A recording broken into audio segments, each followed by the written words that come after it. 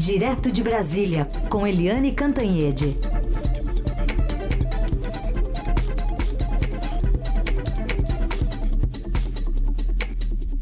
Oi, Eliane, bom dia.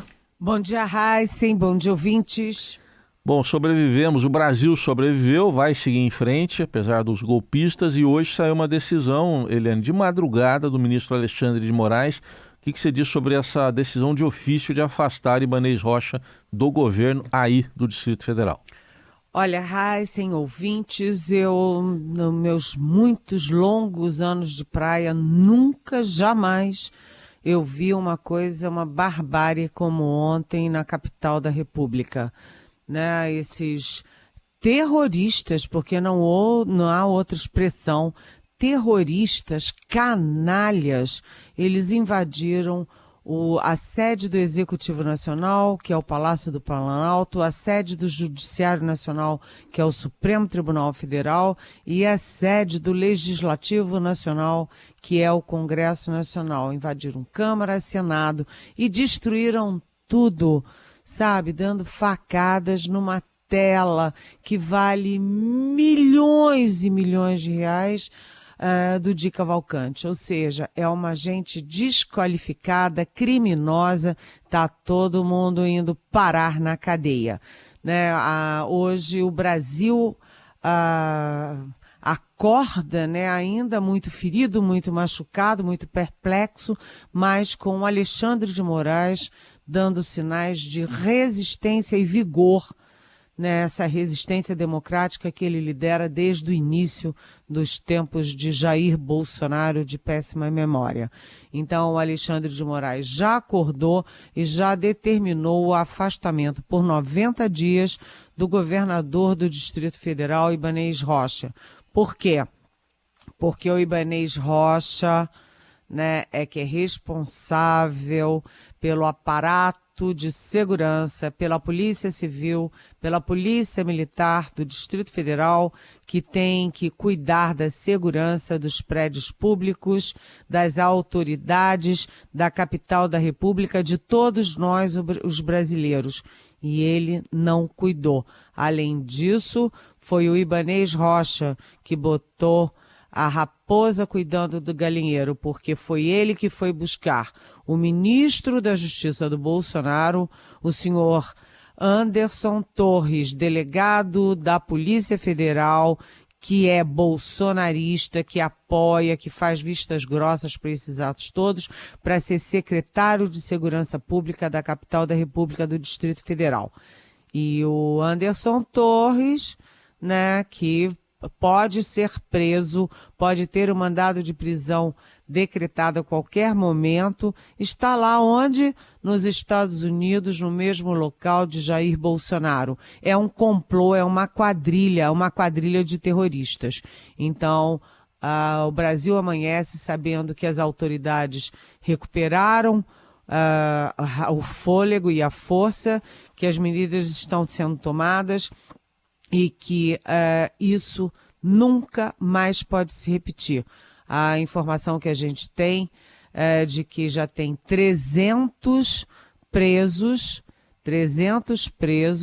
e que houve um cerco à Secretaria de Segurança, né, que teve a intervenção decretada pelo presidente Luiz Inácio Lula da Silva. Enfim, a Polícia Militar já está fazendo o que devia ter feito o tempo inteiro. Cercou os golpistas lá no quartel-general do Exército, eles estão botando o rabinho entre as pernas e indo embora.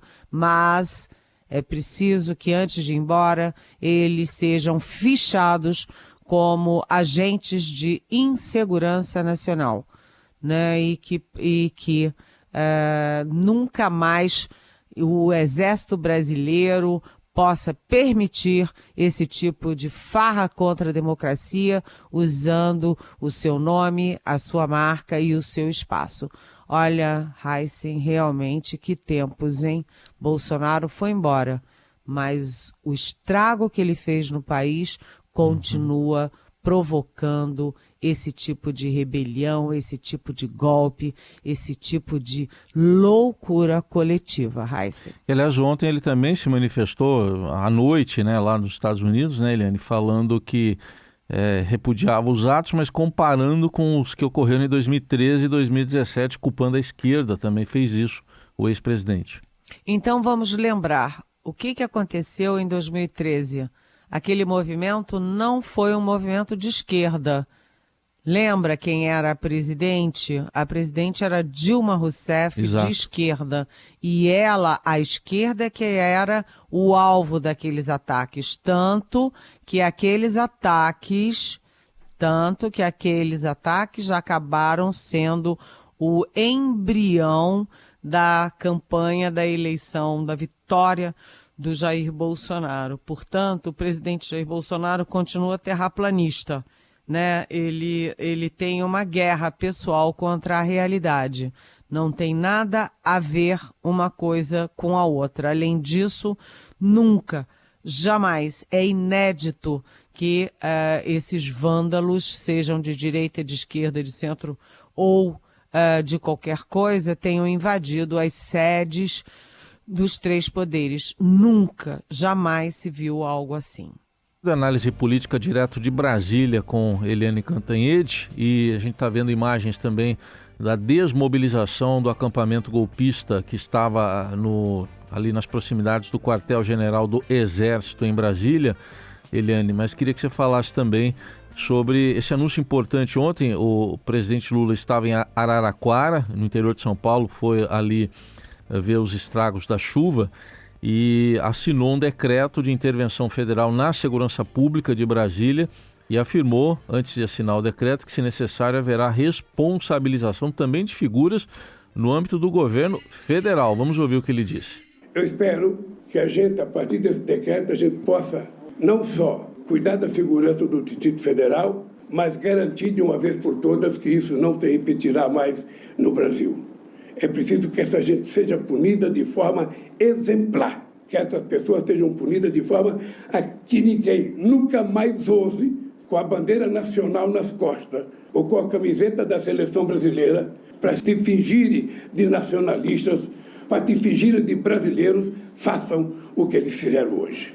E pode ficar certo que isso não se repetirá e nós vamos tentar descobrir quem financiou isso, e também da parte do governo federal. Se houve omissão de alguém no governo federal que facilitou isso, também será punido. Nós não vamos admitir. Como é que você vê essa declaração, Eliane? Eu achei essa informação importante, sabe por quê, Raíssa? Importantíssima, porque está todo mundo focando no governador Ibanez Rocha e no secretário de Segurança afastado, o Anderson Torres. Mas e as responsabilidades e culpas do sistema de inteligência, do sistema de segurança do governo federal? Ué, ninguém fala nisso? Ninguém tinha responsabilidade? Ninguém tem culpa nenhuma? Então Lula botou a mão na ferida, porque ele disse, se houve omissão, haverá também responsabilidade. E houve omissão, né? Como é que o sistema de inteligência do Palácio do Planalto não detecta, sistema de inteligência do Exército, da Marinha, da Aeronáutica não detecta, sistema de inteligência da Polícia Federal não detecta, sistema de inteligência do Judiciário, do Legislativo, ninguém detecta nada. E a segurança? Você lembra, Heisen, que no 7 de setembro, o Judiciário, por exemplo, a Polícia Judiciária fez um cerco enorme de segurança sobre o Supremo Tribunal Federal. Ninguém chegava perto, o drone não chegava perto, estava tudo muito garantido.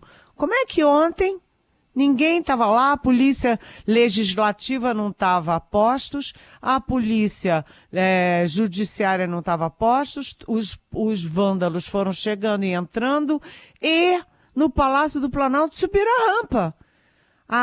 O Palácio do Planalto tem um gabinete de segurança institucional que é presidido agora, dirigido agora por um general Gonçalves Dias. Ele tem o batalhão de guarda presidencial, que é vinculado ao Comando Militar do Planalto, portanto ao Exército Brasileiro, ninguém viu e ninguém sabia nada. Isso não pode. Não pode jogar todas as culpas num ombro só, que é o do Ibanez, que é o do GDF. Tem também a culpa e a responsabilidade do governo Luiz Inácio Lula da Silva. E é impressionante como é que essas coisas acontecem, né? Ontem, antes das invasões, mas o clima tenso, todo mundo já com medo, etc., eu falei com o ministro da Defesa, o Zé Múcio Monteiro, e o Zé Múcio Monteiro me relatou que ele pegou um carro descaracterizado, sem placa oficial, com vidros fumê, vidros escuros, e circulou lá nos acampamentos daqueles 100 ônibus que estavam chegando de tudo quanto é lugar, e todo mundo sabia, né? E ele circulou e, olha, avisou, tem muita gente. Aliás, ele relatou que estavam com travesseiro, com mantimentos, com roupas, como dando sinais de que vinham para ficar, né? E eu perguntei como é que vai ser o esquema de segurança. A esplanada vai estar fechada a partir da rodoviária para ônibus, caminhões e carros, mas as pessoas vão poder entrar porque a manifestação é livre no país. Vocês viram o que deu. Não era manifestação, né? Era ato golpista que estava sendo gestado. Então, estão jogando toda a culpa no ombro do Ibanez e do GDF. Aliás, com muita razão. Não estou defendendo eles, não, né? Pelo contrário.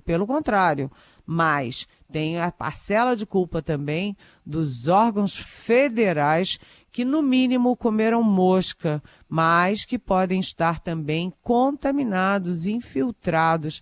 O Lula tem que ter cuidado para não estar dormindo com o inimigo ao lado.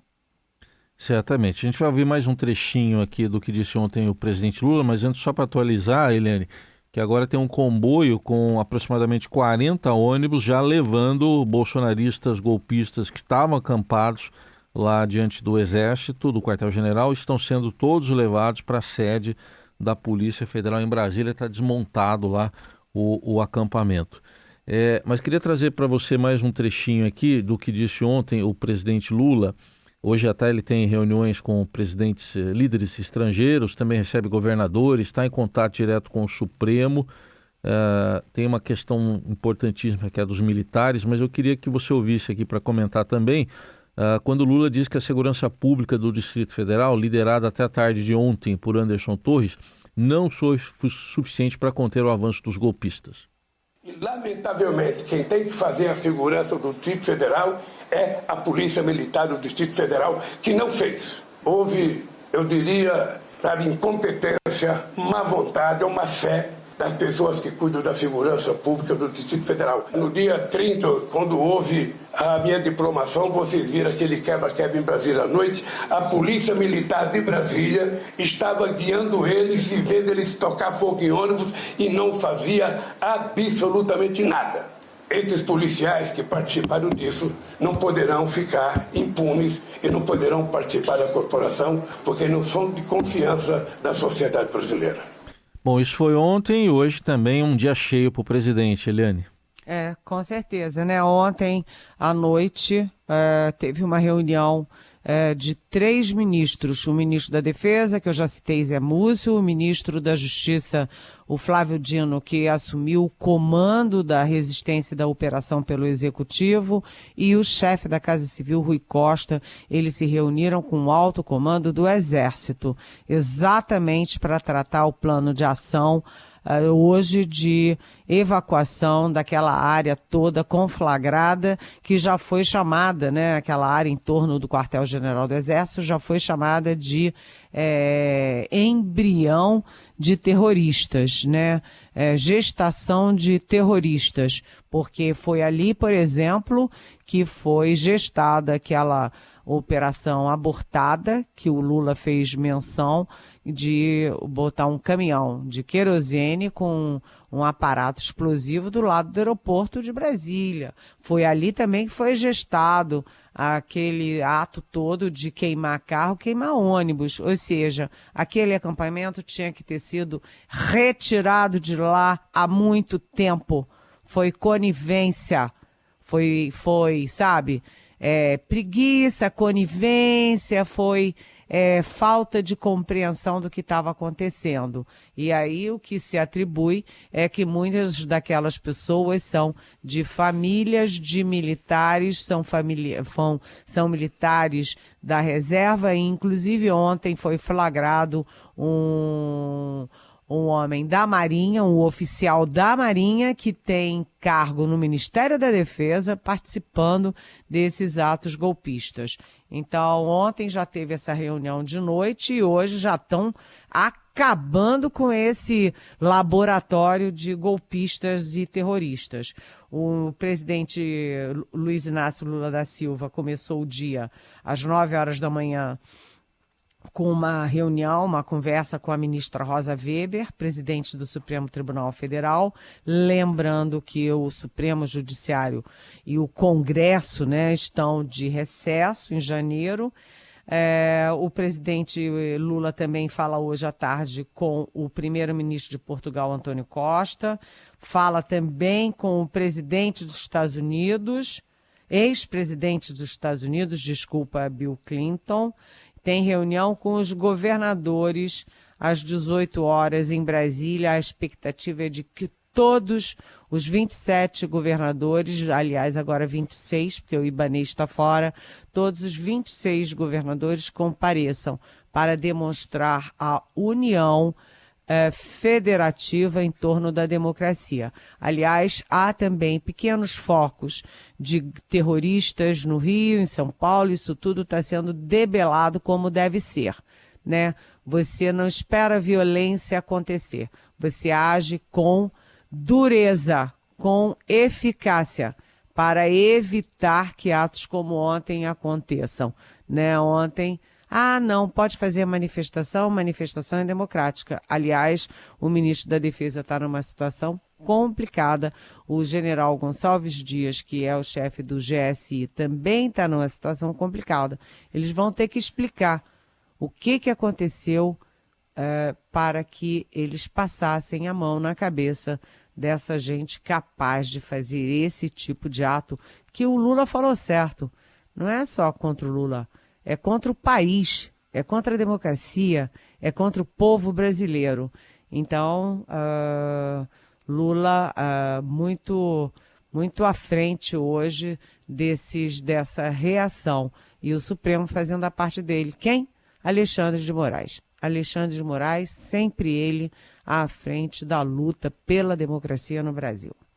Muito bem, só uma última informação aqui antes de encerrar com você, Eliane. Já o nosso colega Marcelo Godoy confirma aqui que o Comando Militar do Sudeste está preparando uma operação para retirar também bolsonaristas do entorno de quartéis, aqui, como diz o nome, né, Comando Militar do Sudeste, pegando São Paulo, por exemplo, e o prefeito do Rio também avisando, o prefeito Eduardo Paes, que hoje haverá desocupação. Finalmente, né, vai ocorrer essa desocupação, Eliane. Tem que haver desocupação, parar de brincar de democracia. Isso é brincar de democracia. Não tem nada democrático quando você tem essas pessoas em torno de quartéis pedindo a volta da ditadura militar, pedindo fechamento do Supremo, pedindo golpes. E, aliás, para concluir, né, Heisen, a gente precisa dizer que Jair Bolsonaro fica numa situação pior. Ele deu um tiro, não no pé, mas no coração dele, porque o movimento para tornar Bolsonaro inelegível, ele vai ganhando grandes proporções. E o Bolsonaro inelegível é uma forma de bani-lo da vida pública, bani-lo da vida política, bani-lo da vida nacional. Ele que fique por lá por Orlando e fique com esses Anderson Torres, com ele e essa gente que recebe auxílio emergencial de pobre para manter suas mansões à custa do povo brasileiro lá em Orlando. Bolsonaro entra para a história não apenas como o pior presidente da história brasileira, mas entra também como o líder de uma parcela golpista, ignóbil, fascista, nazista da população brasileira. Muito bem. Eliane Cantanhede, de volta amanhã ao Jornal Dourado. Ontem à noite a gente estava junto também e vamos em frente aqui. Eliane, um beijo, boa semana, até amanhã. Boa semana, beijão. Tchau. Semana, beijão. Tchau. Semana, beijão. Tchau.